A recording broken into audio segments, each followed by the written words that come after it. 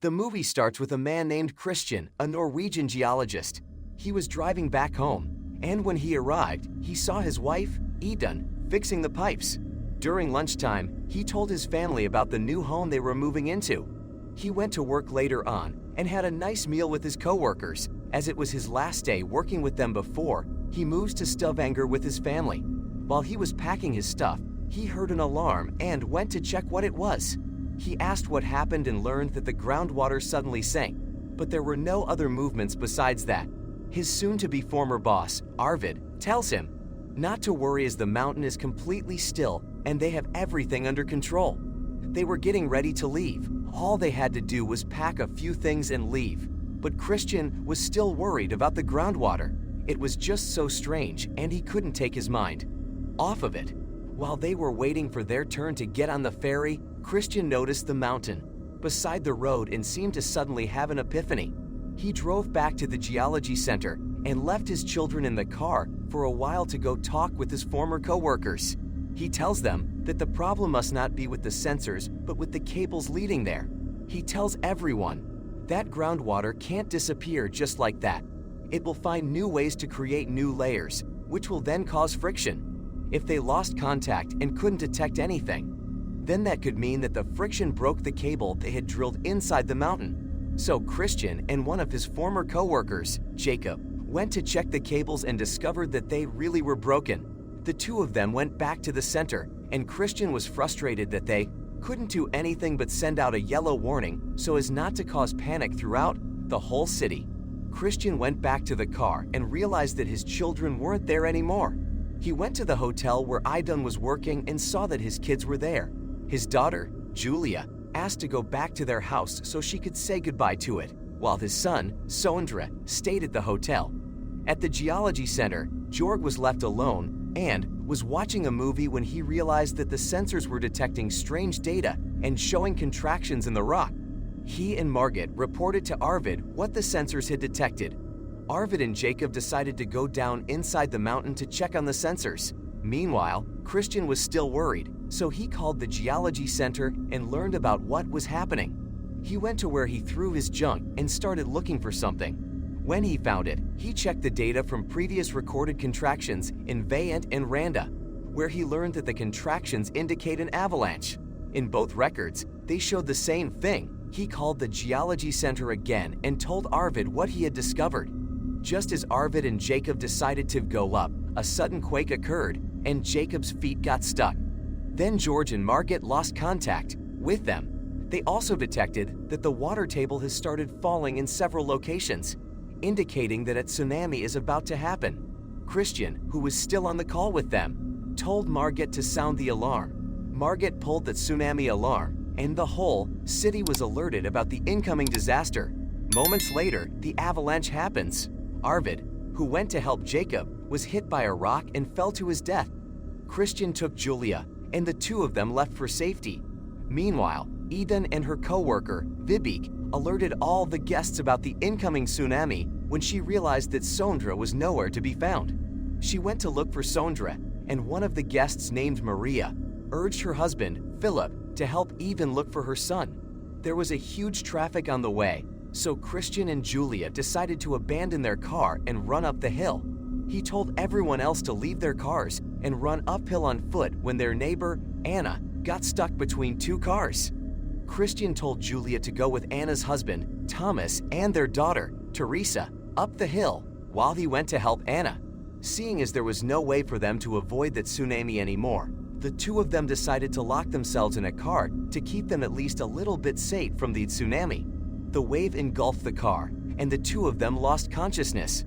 Maria found Sondre skating in a hallway with headphones on, and Eden quickly pulled his son out of the hotel. As soon as they stepped out of the hotel, the bus had already left, and they saw the wave roaring towards them. Eden told everyone to go to the basement as there are shelters there.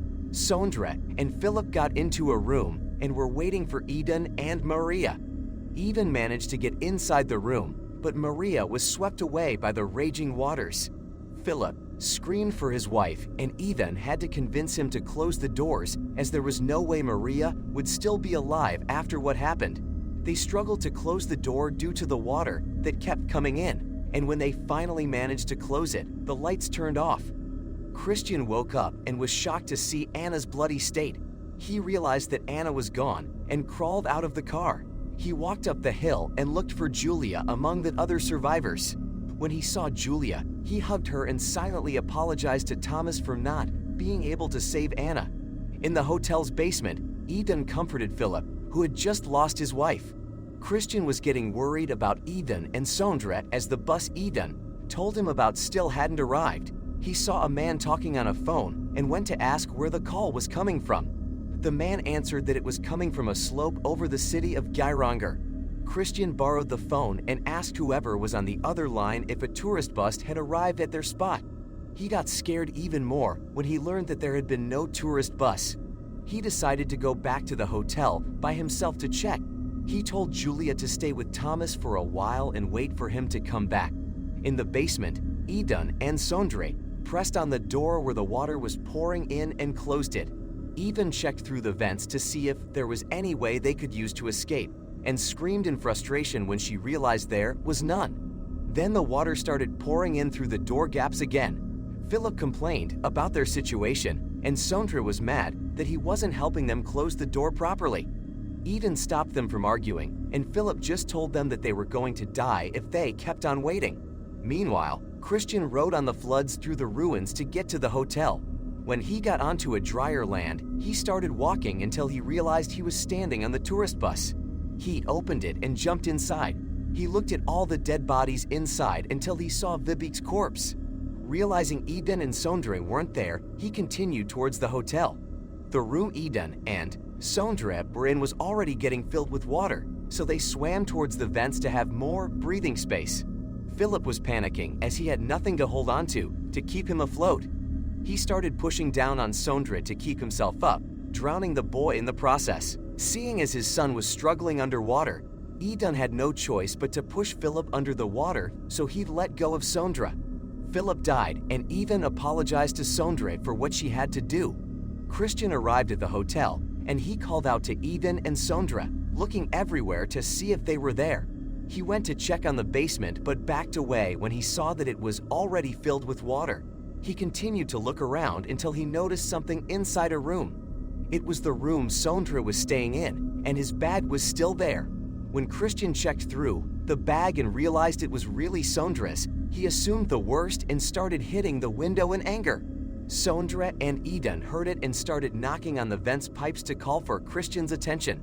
Realizing that he couldn't hear them, Eden swam under the water and got a wrench to hit the pipes with. Christian heard it and hit the window again as a reply. Christian went to the basement and swam under the water. He took away everything that was blocking the door to open it. Eden told Sondre to wait for her as she swam under again to open the room's door. Unbeknownst to Christian and Eden, they were both trying to open the same door. They managed to open it and were happy to see each other. Christian pushed Eden to swim towards the stairs and leave the water before swimming towards where Sondre was. Eden stayed on the stairs to wait for them, and Christian got to Sondre, who was so scared. Sondre refused when Christian told him that they had to swim to the stairs, but his father reassured him that everything would be fine and that he'd be right behind him. Sondre finally relented, and the two of them went under. Sondre started losing breath on his way, so Christian had to do mouth-to-mouth with him to give him some oxygen. Then Christian gestured for Sondre to continue swimming. When Eden saw Sondre, she quickly pulled him up when she realized that Christian hadn't followed them. After giving Sondre oxygen, Christian himself started losing breath and couldn't go on anymore. She went to find him and pulled him out of the water. Eden pumped Christian's chest and breathed into his mouth. She kept on doing it again and again, but Christian still wouldn't wake up. When she thought that Christian wouldn't come back anymore, she gave up. But Sondre didn't want to give up. He screamed for his father to come back and began aggressively pumping his chest. He breathed into his father's mouth and pumped again until Christian woke up, coughing out water. The three of them hugged each other. Meanwhile, Julia was sitting with Teresa, worried about her family. When she heard a helicopter coming, she watched to see if it was her family. She was upset to know that it wasn't. Then, the helicopter flew away. That's when she saw her parents and brother walking towards them. She ran towards them and even carried her up. The family continued walking up to where the medics and other survivors were, happy that they had finally reunited once again.